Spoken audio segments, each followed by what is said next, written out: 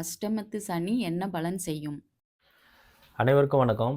இந்த ஜோதிடத்துல பார்த்தீங்கன்னா, நம்மளுக்கு நெறைய கிரகங்கள் இருக்கு. சரியா? 9 கிரகங்கள் இருக்கு. 27 நட்சத்திரங்கள் இருக்கு. 12 ராசிகள் இருக்கு. ஸோ இந்த வகையில சனின்ற ஒரு கிரகத்துக்கு மட்டும் நம்ம அதிக இம்பார்ட்டன்ஸ் குடுக்குறோம். அது ஏன் அப்டின்னா, அதுக்கு காரணங்கள் சனின்னா கெடுதல் செய்யும். சனின்னா வந்து அ தீமைகள் அதிகமா செய்யும்ன்றது பொதுவா பரவலா நம்பப்படுகிற ஒரு கருத்து. அது எந்த அளவுக்கு உண்மை அப்படின்றத நம்ம இந்த வீடியோவில் பார்க்கலாம். ப்ளஸ் அஷ்டமத்து சனி தரும் பலன்கள் அது எப்படி தருது, அதை நம்ம எப்படி பார்க்கணும் அப்படின்றத நான் இந்த வீடியோவில் மிக தெளிவாக சொல்ல போகிறேன். வீடியோவை ஸ்கிப் பண்ணாமல் பாருங்கள். அப்போ தான் நான் சொல்கிற ஜோதிட ரீதியான கருத்துக்கள் உங்களுக்கு ஈஸியாக புரியும். இப்போது சனி அப்படின்னா பொதுவாக பரவலாக நம்பப்படுற கருத்து பார்த்தீங்கன்னா சனி தீமைகள் செய்யும் அப்படின்னு. அதுவும் சனி ஜென்மச்சனி, ஏழரை சனி, அஷ்டமத்து சனி, இந்த மாதிரி எல்லாம் நிறைய இதில் மக்கள் பார்க்குறாங்க. அதில் பயப்படக்கூடிய விஷயங்களா இருக்குது. அந்த வகையில் இன்னைக்கு அஷ்டமத்து சனி அப்படின்னும் போது பார்த்தீங்கன்னா, இப்போ சனி எங்கே இருக்கிறான் அப்படின்னா மீனத்தில் இருக்கிறான்.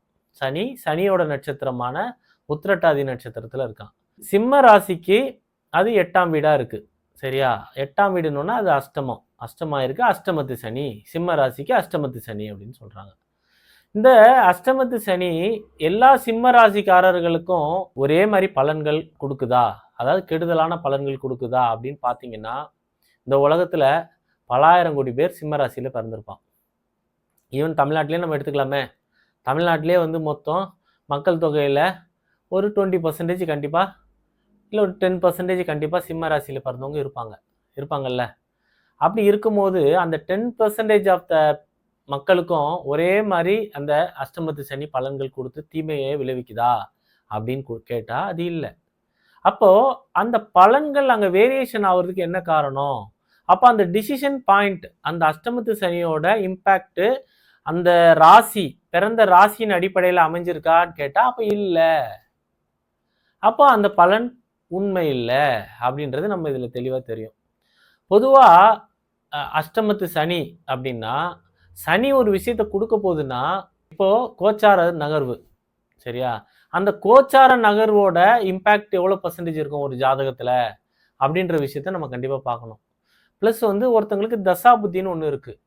அவங்க சுய ஜாதகங்கள்னு இருக்குது. சனி அவங்களுக்கு என்ன மாதிரி தொடர்பு வச்சிருக்கு ஜாதகத்தில்னு ஒன்று இருக்குது. சரியா? இந்த விஷயம் இருக்குது.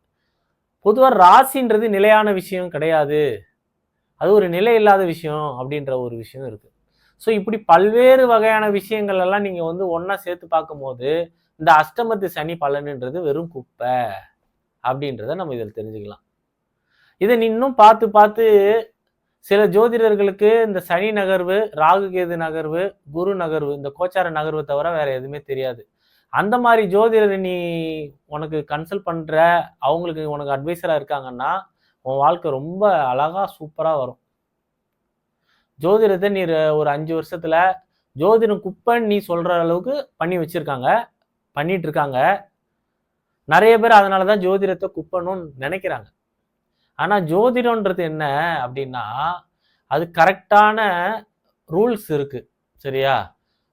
ஒரு கிரகம் எப்படி பலனை தரும், அது எப்படி பலனை தரும், அது என்ன ராசிக்கு தருமா, லக்னத்துக்கு தருமா, அது தசாபுத்தி அடிப்படையில் தருமா அப்படின்ற விஷயங்கள் இருக்கு. எதுவுமே தெரியாம நான் அந்த ராசியில பிறந்திருக்கிறேன், எனக்கு அஷ்டமத்து சனி, இல்லை எனக்கு ஏழரை சனி, எனக்கு இப்படிதான் இருக்கும்ன்றது எல்லாத்துக்கும் அந்த மாதிரி இருந்ததுன்னா பரவாயில்ல. அப்படி இல்லைல்ல. 100ல் அஷ்டமத்து சனி, இந்த ஏழரை சனி பலன்கள் கெடுதல் கொடுக்குது. அது அந்த உன்னோட ராசியை வச்சு கிடையாது, உன்னோட தசா புத்தியும் உன்னோட லக்னத்துக்கு அது எதிர்பாராம இருந்ததுன்னா அந்த மாதிரி பலன்கள் கொடுக்கும். நீ என்ன நினைக்கிற, எனக்கு இதுதான் கொடுத்ததுன்ற? அப்படி எல்லாத்துக்கும் கொடுத்துருந்தா கொடுக்கட்டுமே, எல்லாத்துக்கும் கொடுக்கலையே. அதுதானே இங்க உள்ள கருத்து, தனிப்பட்ட கருத்து.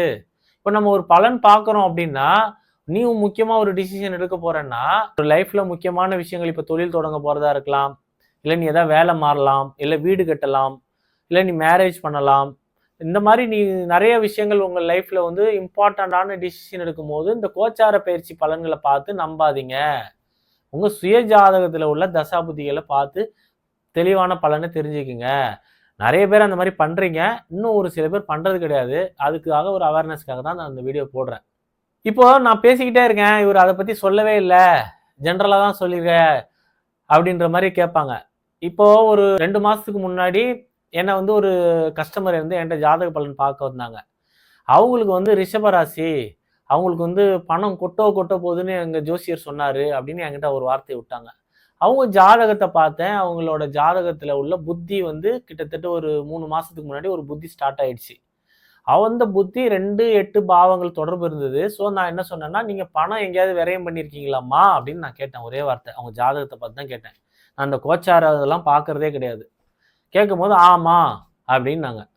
அப்போ எங்கம்மா போச்சு உங்களோட கோச்சார பலன் ரிஷபராசிக்கு கொட்டும்னு சொன்னீங்களே, அது ஏன் கொட்டலைன்னு நான் கேட்டேன். அதை தான் அவங்க என்கிட்ட கேட்குறாங்க. நான் தான் சொன்னேன், அப்படி பார்க்கக்கூடாதுமா, உங்கள் ஜாதகத்தில் உள்ள பலனை பாருங்கம்மா, அப்போ தான் உங்களுக்கு வந்து கரெக்டான எடுக்க முடியும் அப்படின்னு சொன்னேன்.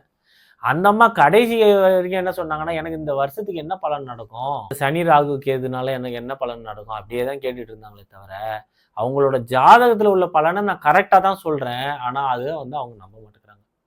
ஸோ மக்களை வந்து ஒரே இதில் வந்து இந்த சனி ராகு கேது குரு இந்த கிரகங்களை மட்டும் வச்சு கோச்சார பலன்களை மட்டும் வச்சு அந்த மக்களை வந்து அப்படியே அழகாக அந்த இதில் டம்ப் பண்ணியே வச்சுருக்குறாங்க. அதுலேருந்து வெளியே வாங்க. அந்த 4 கிரகம் மட்டும் இல்லை, மொத்தம் 9 கிரகம் இருக்குது. சரியா? சூரியனும் பலனை தருவார், சுக்கிரனும் பலனை தருவார், புதனும் பலன் தரும், ஈவன் சந்திரனோட பலனை தரும். சரியா? ஸோ ஒரு சனி ராகு கேது மட்டும் அதுதான் தீமையை பண்ண போதுன்னு நினைக்காதீங்க. ஏன் அப்படின்னா சனி வந்து ஸ்லோ மூவிங் பிளானட், அது மெதுவாக நகரக்கூடிய கிரகம். அப்போ அது நல்லதோ கெடுதலோ வந்து நல்லா வச்சு செய்ய போகுதுன்றதுனால அது பயப்படுறாங்க. ஆனால் அது ஏன் பயப்படணும், ஏன் பயப்படக்கூடாதுன்றது எப்படி பார்க்கணுன்றதுக்கு தான் நான் அந்த வீடியோவில் நான் சொல்கிறேன். சரியா? ஒருத்தரோட விதின்றது வந்து பார்த்தீங்கன்னா நட்சத்திரத்திலேயோ ராசிலேயோ முடிவாகிறது கிடையாது. அவங்க ஜாதகத்தில் கொடுப்பனைன்னு ஒரு விஷயம் இருக்குது, அதுதான் முடிவு செய்யுமே தவிர, நீங்கள் பிறந்த நட்சத்திரம் உங்களை விதியை தீர்மானிக்கணும்னு நீங்கள் நினச்சிங்கன்னா உங்களை மாதிரி முட்டாள் யாரும் கிடையாதுன்றது நான் அந்த வீடியோவில் சொல்லுவேன். நீ என்ன வேணாலும் கமெண்ட் பண்ணிக்க, எனக்கு அதை பற்றி கவலை கிடையாது. நான் சொல்கிறத சொல்லி தான் ஆவேன். இப்போது நட்சத்திரம் வந்து விதியை வந்து தீர்மானிக்கல, அவங்கவுங்களோட ஜாதகத்தில் உள்ள பாவங்கள் தான் விதியை தீர்மானிக்குது அப்படின்றத நான் சொல்லியிருக்கேன். இதை பற்றி நான் வந்து வேற ஒரு வீடியோவில் நான் தெளிவாக சொல்கிறேன். ஏன் வந்து பாவங்கள் வந்து விதியை தீர்மானிக்குது, நட்சத்திரங்கள் ஏன் தீர்மானிக்கல அப்படின்ட்டு. இப்போ நம்ம இந்த சனியோட விஷயத்துக்கே வருவோம். சனி வந்து ஸ்லோ மூவிங் பிளானட்டு.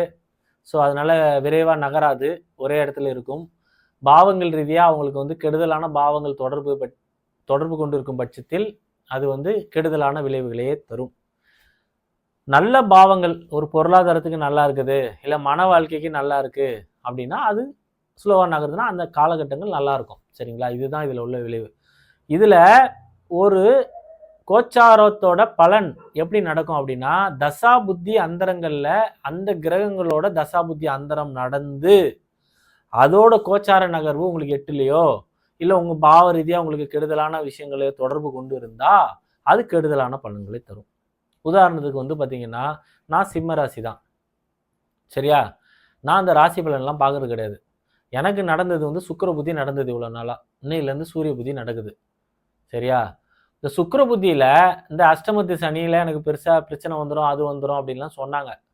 சரியா? எனக்கு முன்னாடி நடந்த சுக்கிர புத்தி கேது அந்தரத்தில், கேது எனக்கு 8ஆம் பாவத்தோட தொடர்பு இருந்தது. அதனால எனக்கு கொஞ்சம் மன அழுத்தங்கள் அந்த மாதிரிலாம் விஷயங்கள் கொடுத்தது. சரியா? இப்போ நடக்கிறது சூரிய புத்தியும் 7ஆம் பாவம் 2, 8 தொடர்பு இருக்குது. சரியா? அதனால எனக்கு வந்து சில சண்டை சச்சரவுகள் வலி வேதனைகள் வரும். ஆனால் பண வருமானங்களும் கொடுக்க தான் செய்யும். சரியா? அதே மாதிரி போன புத்தி சுக்கிர புத்தி கேது அந்தரத்துலையும் எதிர்பாராத விதமான பணங்கள் வருமானங்கள்லாம் நடக்க தான் செய்யுது. இந்த அஷ்டமத்துக்கு உண்டான சனிக்கு உண்டான பலன்கள் நீங்கள் சொல்கிற பலன் எனக்கு எதுவுமே நடக்கலை. என் ஜாதகப்படி தான் எனக்கு பலன்கள் நடந்துட்டுருக்கு. இப்படி உங்களுக்கு உங்களோட சுய ஜாதகத்தோட பலனை தெரிஞ்சுக்கணுன்னா நீங்கள் நல்ல அஸ்ட்ராலஜரை காண்டாக்ட் பண்ணி தெரிஞ்சுக்குங்க. இந்த மாதிரி பொதுவான பலன்களை நம்பி ஏமாறக்கூடாதுன்றதுக்காக தான் நான் அந்த வீடியோ போடுறேன். வீடியோ தொடர்ச்சியாக பாருங்கள், ஷேர் பண்ணுங்கள், சப்ஸ்கிரைப் பண்ணுங்கள், இன்ஸ்டாகிராமில் ஃபாலோ பண்ணுங்கள். நன்றி, வணக்கம்.